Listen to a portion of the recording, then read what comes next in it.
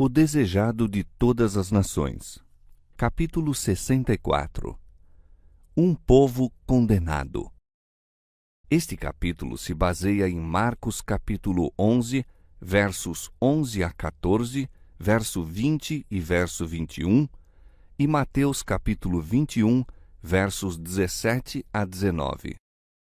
A entrada triunfal de Jesus em Jerusalém foi um imperfeito símbolo da sua vinda nas nuvens do céu com poder e glória, por entre as aclamações dos anjos e o regozijo dos santos.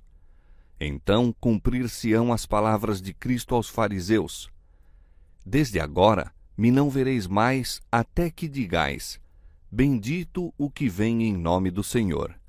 Mateus 23, 39. Em visão profética, foi mostrado a Zacarias aquele dia de triunfo final, e ele viu também a condenação dos que no primeiro advento rejeitaram a Cristo. E olharão para mim, a quem traspassaram, e o prantearão como quem pranteia por um unigênito, e chorarão amargamente por ele, como se chora amargamente pelo primogênito. Zacarias 12, 10. Esta cena anteviu Cristo quando contemplou a cidade e chorou sobre ela. Na ruína temporal de Jerusalém, viu ele a final destruição daquele povo que era culpado do sangue do Filho de Deus. Os discípulos notavam o ódio dos judeus para com Cristo, mas não viam ainda até onde ele os levaria. Não compreendiam ainda a verdadeira condição de Israel, nem entendiam a retribuição que estava impendente sobre Jerusalém. Isto lhes revelou Cristo mediante significativa lição prática.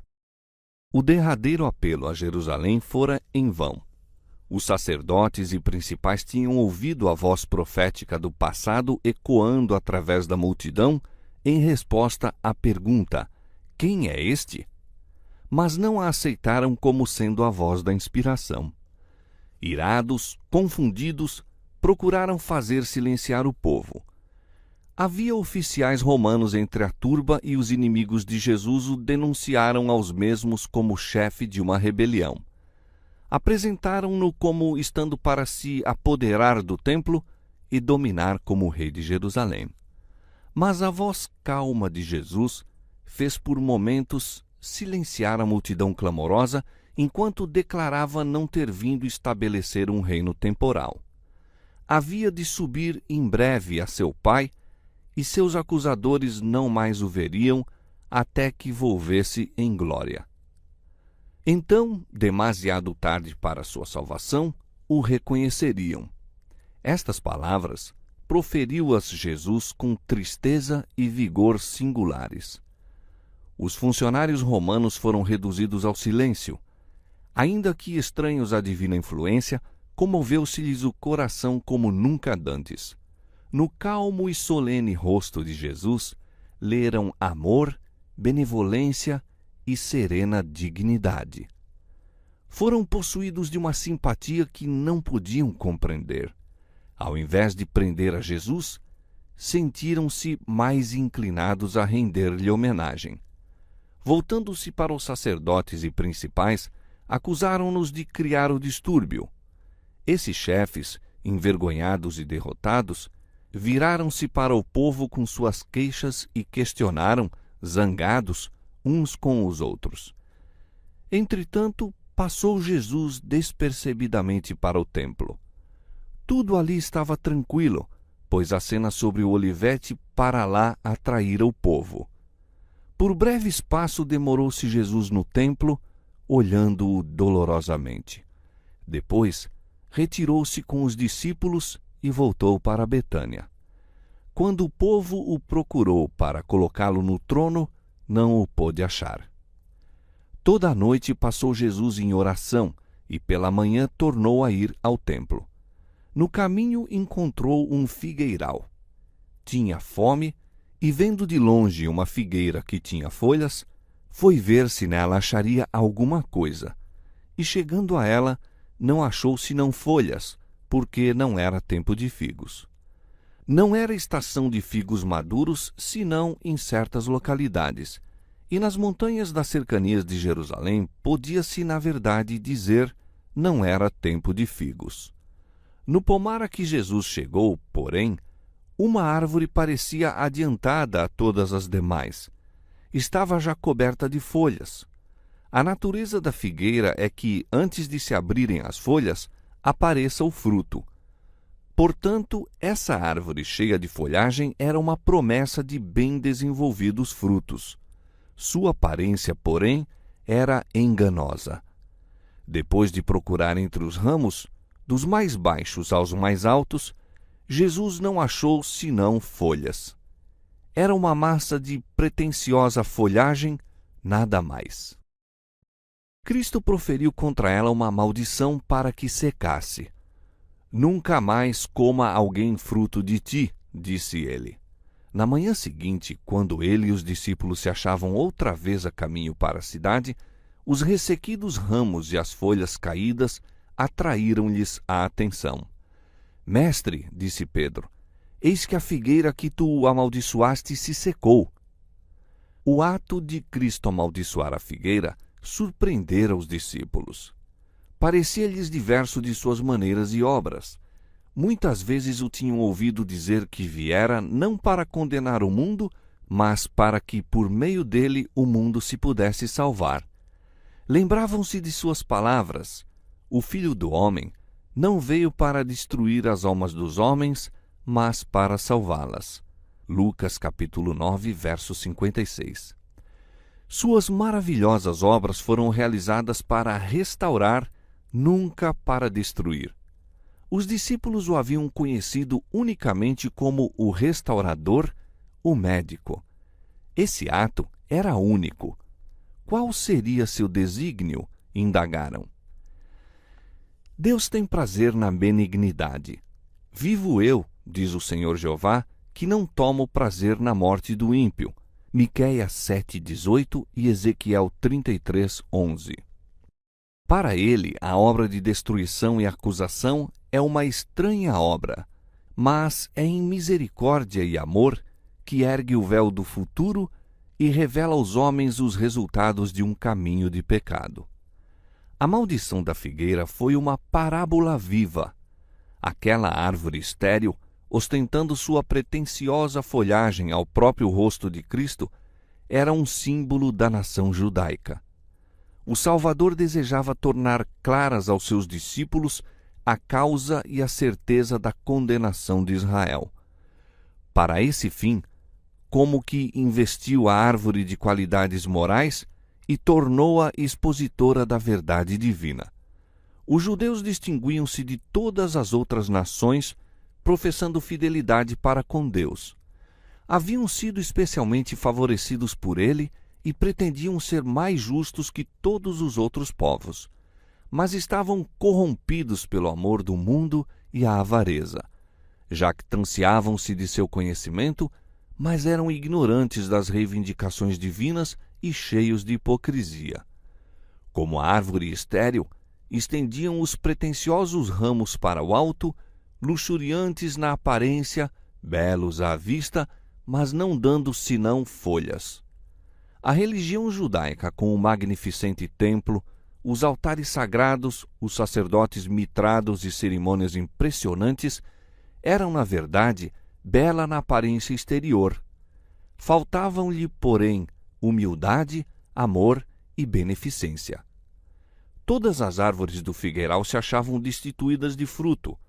As que não ostentavam folhas, no entanto, não suscitavam esperanças, não causando assim decepção. Essas árvores representavam os gentios. Eram tão destituídos de piedade como os judeus, mas não tinham professado servir a Deus. Não mostravam vangloriosas pretensões de bondade. Eram cegos às obras e caminhos divinos. Para eles não chegara ainda o tempo dos figos. Esperavam um dia que lhes trouxesse luz e esperança. Os judeus que haviam recebido maiores bênçãos de Deus eram responsáveis por seus abusos dos mesmos dons. Os privilégios de que se jactanciavam só lhes acrescentavam a culpa. Jesus se aproximara da figueira com fome em busca de alimento. Assim chegou ele a Israel, ansioso de neles encontrar os frutos da justiça. Prodigalizara-lhe seus dons, a fim de que dessem frutos para benefício do mundo. Toda oportunidade, todo privilégio lhes fora assegurado, e em troca buscara a simpatia e a cooperação deles em sua obra de graça. Anelava achar neles espírito de sacrifício e compaixão, zelo de Deus e profunda ansiedade de alma pela salvação de seus semelhantes. Houvessem eles guardado a lei divina, e teriam realizado a mesma obra abnegada feita por Cristo. Mas o amor para com Deus e os homens foi eclipsado pelo orgulho e a presunção. Trouxeram ruína sobre si mesmos por se recusarem a servir aos outros. Os tesouros da verdade que lhes foram confiados não os deram eles ao mundo. Na figueira estéril poderiam ler tanto o seu pecado como o seu castigo. Seca a maldição do Salvador, apresentando-se queimada, ressequida desde as raízes, a figueira mostrava o que seria o povo de Israel quando dele fosse retirada a graça divina. Recusando-se a comunicar bênção, não mais a receberiam. A tua perdição, ó Israel, diz o Senhor, toda vem de ti. A advertência é para todos os tempos. O ato de Cristo em amaldiçoar a árvore que seu próprio poder criara fica como aviso para todas as igrejas em todos os cristãos. Ninguém pode viver a lei divina sem servir aos outros. Mas há muitos que não vivem segundo a misericordiosa, abnegada vida de Cristo. Alguns que se julgam excelentes cristãos não compreendem o que significa o serviço para Deus. Seus planos e cogitações têm por fim agradar-se a si mesmos. Agem sempre com referência a si próprios. O tempo só é de valor para eles quando podem ajuntar para si mesmos. Em todos os negócios da vida, é esse o seu objetivo. Trabalham não para os outros, mas para si mesmos. Deus os criou para viverem num mundo onde deve ser executado o serviço altruísta. Era seu desígnio que ajudassem a seus semelhantes por todos os modos possíveis. Mas é tão grande o eu que não podem ver nenhuma outra coisa. Não se põem em contato com a humanidade. Os que assim vivem para si são como a figueira, toda presunção, mas sem frutos. Observam as formas de culto, mas sem arrependimento nem fé. Em profissão, honram a lei divina, mas faltam na obediência. Dizem, mas não fazem. Na sentença proferida contra a figueira, demonstra Cristo quão aborrecível é a seus olhos essa vã pretensão. Diz ele que o pecador declarado é menos culpado do que o que professa servir a Deus, mas não produz fruto para sua glória. A parábola da figueira, dita antes da visita de Cristo a Jerusalém, ligava-se diretamente à lição por ele ensinada no amaldiçoar a árvore sem fruto. O jardineiro intercedeu pela árvore estéril da parábola. Deixa-a este ano até que eu escave e esterque, e se der fruto, ficará, e se não, depois a mandarás cortar. Maior cuidado seria concedido à árvore estéril. Teria todas as vantagens, mas se permanecesse infrutífera, coisa alguma a salvaria da destruição. Na parábola não foi predito o resultado da obra do jardineiro. Dependia do povo a quem eram dirigidas as palavras de Cristo. Os judeus eram representados pela árvore estéril e com eles ficava a decisão de seu destino eterno. Foram-lhes concedidas as vantagens que o céu lhes podia dar, mas não aproveitaram as crescentes bênçãos. Pelo ato de Cristo em amaldiçoar a figueira estéril, mostrou-se o resultado. Determinaram eles sua própria destruição. Por mais de 1 milênio abusara a nação judaica da misericórdia de Deus e atraíra seus juízos. Rejeitaram-lhe as advertências e mataram-lhe os profetas. Por esses pecados tornou-se responsável o povo do tempo de Cristo, seguindo o mesmo caminho. Na rejeição de suas presentes misericórdias e advertências, residia a culpa daquela geração. Com as cadeias que a nação estivera por séculos a forjar, o povo do tempo de Cristo ligava-se a si mesmo.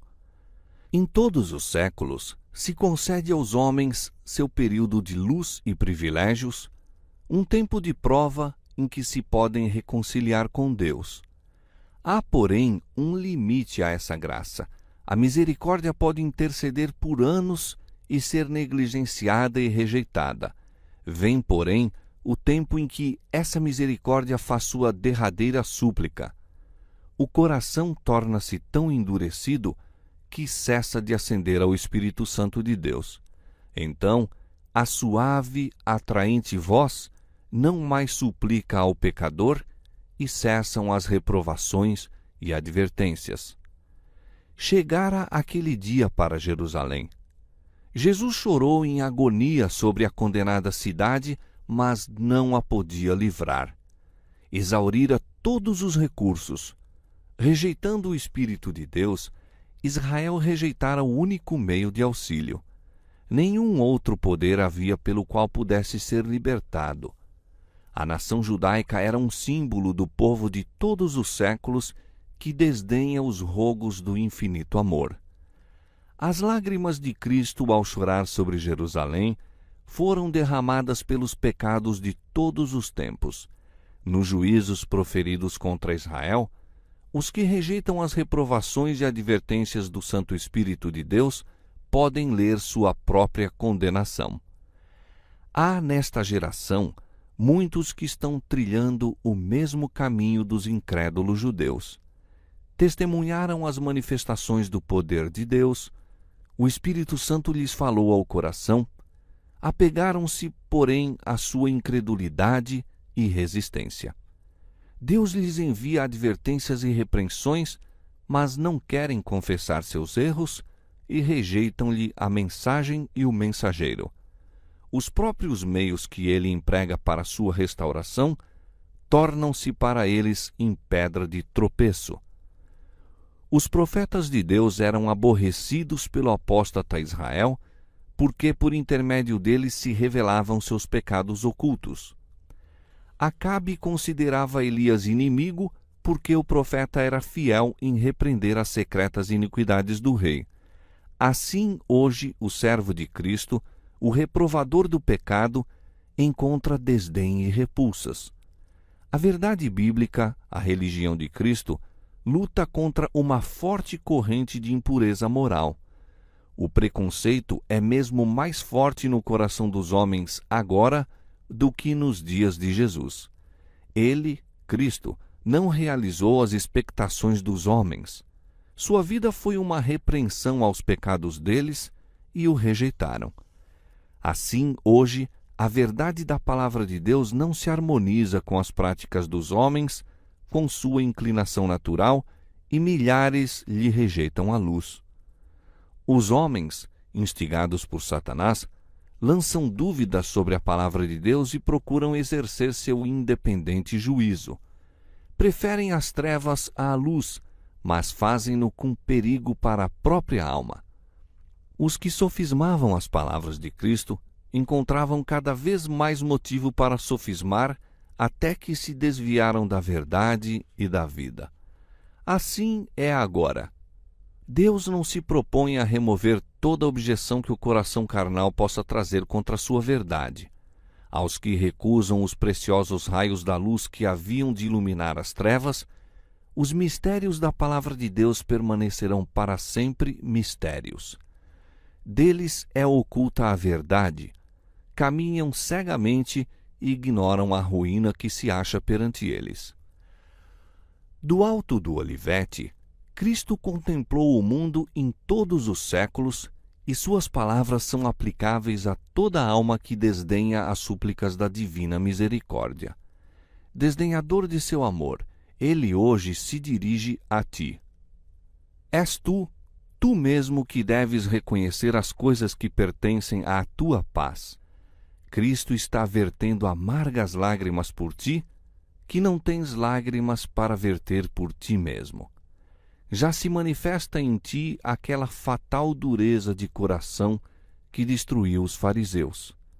E toda a prova da graça divina, todo o raio de divina luz, ou está abrandando e subjugando a alma, ou confirmando-a em sua desesperada impenitência. Cristo previu que Jerusalém permaneceria endurecida e impenitente. Entretanto, toda a culpa, todas as consequências da rejeitada misericórdia jaziam-lhe à própria porta. Assim se dará com toda a alma que segue a mesma orientação. O Senhor declara: a tua perdição, ó Israel, toda vem de ti. Ouve tu, ó terra, eis que eu trarei mal sobre este povo, o próprio fruto dos seus pensamentos, porque não estão atentos às minhas palavras e rejeitaram a minha lei. Oséias 13:9 e Jeremias 6:10.